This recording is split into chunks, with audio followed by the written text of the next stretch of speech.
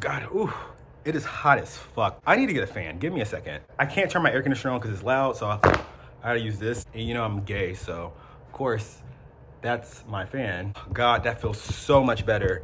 Get my titties wet too. Yo, it is O, and I am back with another video. Sorry, I meant to film earlier today. There was a family outside who thinks the courtyard is their backyard, so I had to wait for them to shut the fuck up and leave.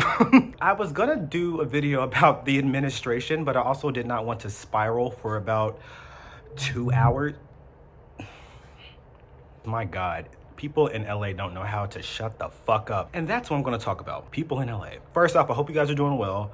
I'm doing well. I'm doing fantastic, actually. I'm doing great, man. I'm employed again, yay. I start next week, the 14th, a week before my birthday, but that's a birthday present for me. I'll be 33 in like a week and a half. I don't care about going out celebrating my birthday. I'll just go get myself something and be fine. But yes, I'm happy to be employed, definitely in this economy and definitely with this job market where it's just incredibly hard to find a job right now. But hey, I did it. I was only unemployed for about 2 months, so that was pretty good. I'm still on this decent health kick. I know people have definitely noticed my body progress recently because I've been making it my personality. Health-wise, I feel great. I think this is the best I have felt in like ever.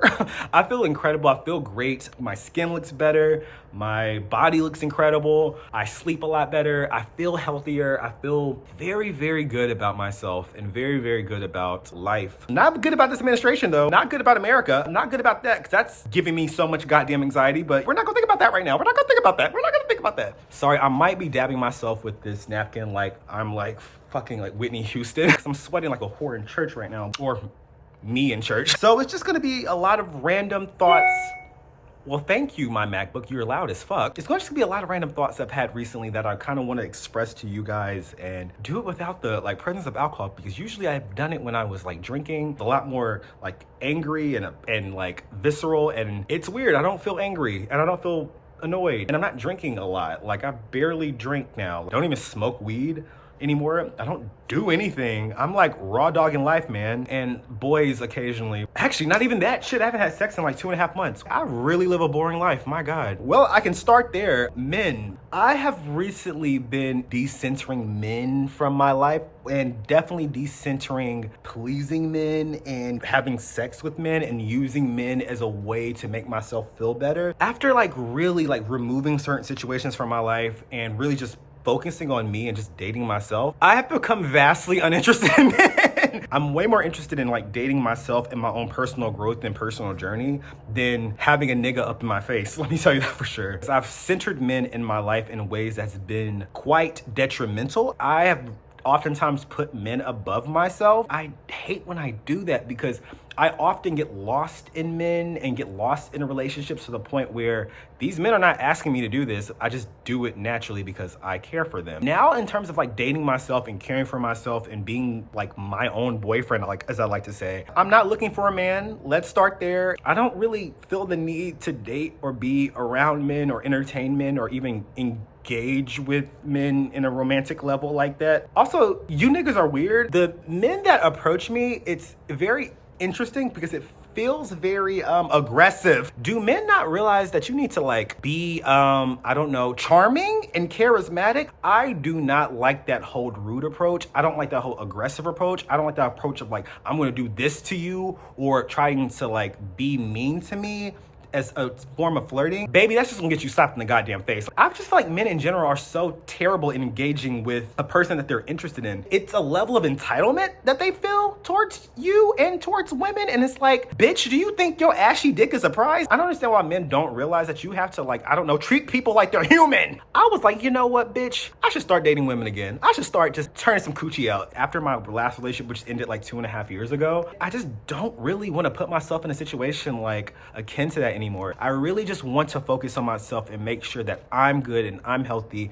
and that my next relationship is something that is healthy and good for me and good for my partner as well. I just want to focus on healing and moving on and moving forward with my life and just being my own boyfriend. I really like dating myself. I really love taking myself on dates. I'm like Miley Cyrus, bitch. I buy my own flowers. I hold my own hand. I can take myself dancing, bitch. I can make myself nut, bitch, better than any man can. Well, I can't say that. There was a couple guys in Atlanta. I miss Atlanta. I am so hungry, by the way. I am like starving. I just ate my dinner and I'm like about to like eat a Nutri-Grain bar, or not a Nutri-Grain bar, the Kroger brand, because I am unemployed until what, next week? So yeah, this shit good as fuck. Goddamn. Goddamn. You ever had something that just made you go like, fuck? Remember in Bridesmaids when Annie was drinking the pink lemonade and she was just like, shit, god damn it, that's good. It was raspberry, that's why. It's a good source of calcium and iron and no high fructose corn syrup. Los Angelinos, why the fuck are y'all so goddamn stupid? Oh my God. I am from the South. I'm an East Coaster, born and bred. And when I say bred, I mean that more than one way. Once again, I miss Atlanta. I've had such frustrating interactions in Los Angeles that just don't make sense. Why are y'all niggas not aware of anything? Y'all niggas don't pay attention. Y'all don't realize that people are around you. You don't realize that there's a thing called brakes in your car. 2 days ago, I walked out of my apartment, bitch, and got hit by a man on a scooter.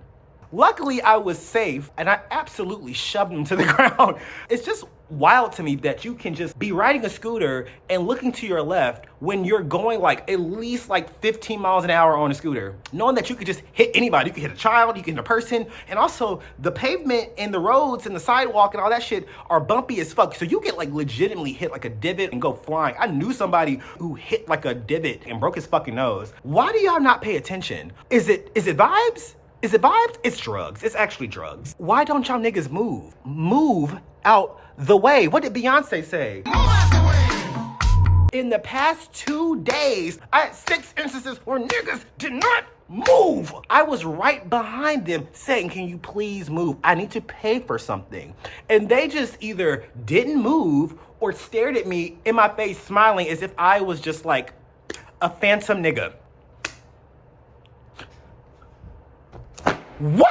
I'm not the most aware person, but god damn, I know that people are around me, bitch. Y'all niggas have nothing but like air in this bitch. I just saw a woman literally run in the middle of the street. She was not mentally ill or on drugs. I was on FaceTime with my friend. I was like, look at this dumb broad running the street and almost get hit by a car. And I was like right behind her talking shit, being like, you are dumb.